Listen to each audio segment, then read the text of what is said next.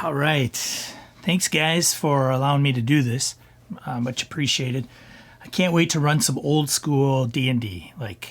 It's been something that I've always wanted to do for quite some time. Rulings over rules, no skill lists, no feats. Yeah, man, all good, Shambo. I've always wanted to give it a try. I heard that they call wizards magic users and they call rogues thieves. And it's player knowledge over character knowledge. Yeah, it's so gonna be so cool. Dungeon crawls that test the skills of every player. I also heard it's virtually impossible to make a paladin. Unless, of course, you cheat.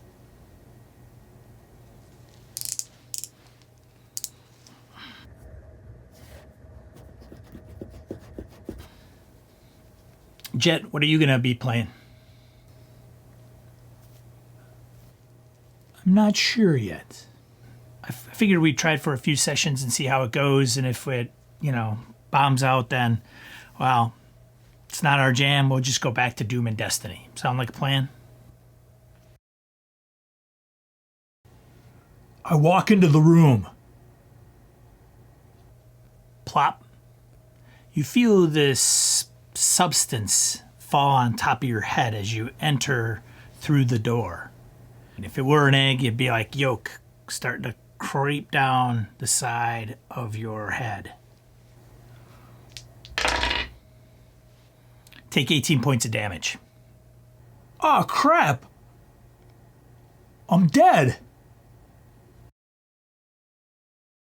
Okay, X, your character's walking down the corridor.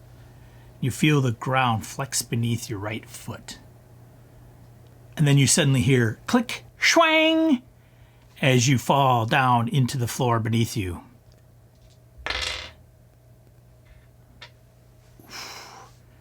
Take 8 points of damage.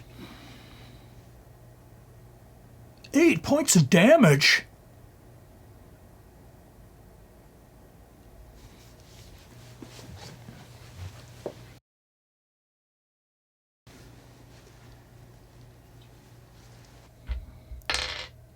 Axe.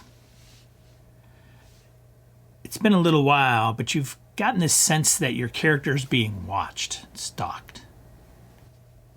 Okay.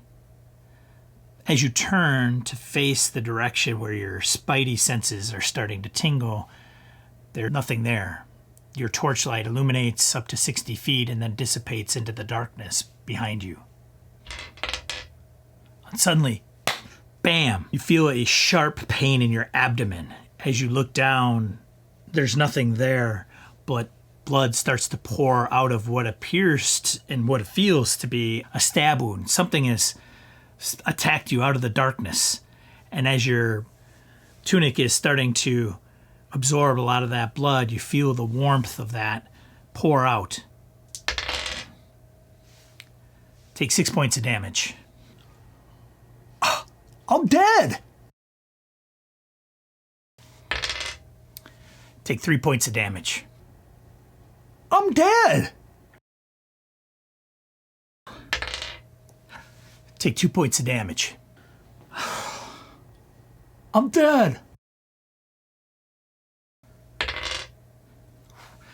Take 1 point of damage. I'm dead. You're dead? Didn't you just create that character? Dude, it's a magic user.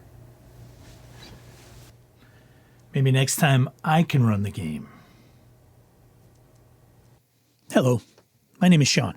You may know me from such videos as the ultimate note-taking app for tabletop RPGs and 6 tips to a successful West Marches campaign. What you have witnessed is a reenactment of what some game groups encounter when the PCs are not well equipped and decide to enter a dangerous dungeon. In the following video, you'll be provided with a list of key gear that will help you overcome such objectives. So get a pen, grab some paper, and take some notes. They just may save your player character's life.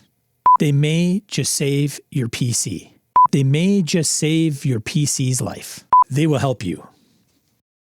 First up, torches and light sources. You can't kill what you can't see. Always bring more torches than you think you'll need, and don't worry about encumbrance. If the game master questions how much weight you can carry, just say, it's no problem. Keep in mind, you'll need flint and steel in order to light them, and bring some extra oil too. Just remember, the beasties will see you coming if you have one lit. One solution is to create a character with dark, ultra, or infravision. The ideal method is to get that low-level, hanging-on-for-dear-life magic user to cast a light spell on something you can easily hide in a pinch. A brooch on a chain works well. If you want to disappear in the darkness, just tuck it away below your tunic. The 10-foot pole. A staple for all dungeon delvers, but especially handy for thieves. The 10-foot pole can not only be used for tapping stone floors to uncover that pit trap, but it can also be used as a lever and pry bar. Your PC can fill a couple buckets with whatever and put one on each end, helping you carry even more gold out of that godforsaken place. Have that strange amulet dangling in thin air and don't want to risk ruining your sword? Use the pole to knock things out from a distance. How many times has your character come across an underground puddle, fountain, lake, or pool? Use it as a depth checker to see how deep that really is. Don't want to stick your neck out too far in order to see around a corner? Put a mirror on the end to look around without exposing yourself. There's a reason why survivors carry the 10-foot pole. A can of sticky tar. The idea with the 10-foot pole and mirror will certainly be questioned by the game master. Sure, dude, how are you going to stick the mirror on the end of a 10-foot pole? And then you whip your character sheet out and say, sticky tar, my game master. They'll either be impressed by your ingenuity or think, there's no way he has sticky tar. But let this be a lesson. All this gear may be for naught if you don't list it on your character sheet. The cleric may be able to purify it, but not create it. Yet. We're talking about food and water. There's no convenience stores in the darkness, and you don't want to let your PC get hangry. Make sure you load up on some water and rations. Hopefully, 5 days will work for you, and don't get the stuff that'll spoil. Rope and grappling hook. Of course, its main function is scaling walls up or down. After all, falling can hurt. Sure, you could tie the rope around something, but the hook? Right tool, right job. You can wedge it into cracks and pull things open, or even wrap it around or hook it on an object and drag that object with you. You can throw the rope around a beam or overhang so you can suspend your food or gear up off the ground, or when it's up there, swing across the pit trap. If you find a small creature, you can even use it as a coat hook and suspend them off the ground until they're ready to talk. Mirrors. We mentioned this complementing the 10-foot pole. Not only does it make it easier for your PC to shave, they're also handy combating glare of a basilisk or Medusa. They really should take a look in the mirror, shouldn't they? Don't forget vampires. We all know when we come across one, bat, wispy, gaseous form, charming demeanor, but not seeing is also believing. Bag of flour. It's not just for baking pies anymore. There's something watching you. You may even hear their breathing. When they punch you, but you can't see them, pull out a bag of the white powder and run through the room. Make it look like a dust bomb went off in that place. Bam! You may have been at a disadvantage or a negative modifier, but now you can see the bugger's footprints, or better yet, outline their body in chalky white dust of goodness. Leave a little pile behind a door before closing it. If you come back later and it's been disturbed, you'll know the jig is up. Chalk. Remember blackboards and pounding out erasers? No? Okay. How about sidewalk art? You could break off pieces and distribute them to other members of the party to use. Write on that wooden door or stone wall to indicate which way to go should you need to retrace your steps in and out of that godforsaken place. Tag a room and let the enemy know that Kilroy was there, instilling fear in all of your enemies. Sit down onto the dungeon floor, draw up battle plans on the floor for a pre-planned skirmish or ambush. Just don't forget to erase it using your foot or hand to scrape them away. Or better yet, destroy it with some water to ensure that your enemies don't know your master plan. Being quiet is usually top priority, but why go and kick or shake a sleeping party member when you can just use a whistle? This assumes that the element of surprise is no longer viable. It could also be used as a rally call for those in distress a few rooms over. A pouch of black pepper. GMs are wise and know you may make your way through the darkness and make those move silently checks. They think they're being creative when they send the sniffing monster after you. Then you whip out a pouch of black pepper and sprinkle it across the floor. Not only can it foil old Sniffy Sniff, but makes a great seasoning to enhance the flavor of that game you just acquired in the woods. Thanks to Seronomus on Blue Sky for that one. Caltrops. If you've stepped on a Lego or a D4, then you know that hurts.